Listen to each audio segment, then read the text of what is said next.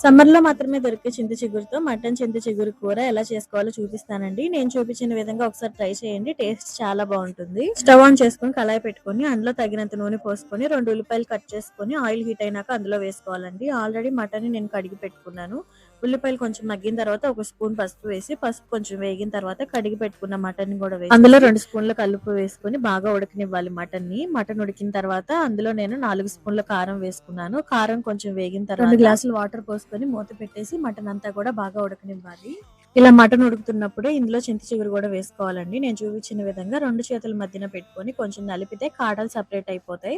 ఆకులన్నీ కూడా నలిగిపోతాయి. ఇలా నలిగిపోయిన ఆకులన్నిటిలోంచి కాడలు కూడా సెపరేట్ చేసేసి ఆ చింత చిగురు మొత్తాన్ని కూడా ఉడుకుతున్న మటన్‌లో వేసేసుకొని బాగా దగ్గరికి ఉడికించేసుకోవాలండి. అంతేనండి. ఎంతో టేస్టీగా ఉండే చింత చిగురు మటన్ కర్రీ రెడీ అయిపోయినట్టే.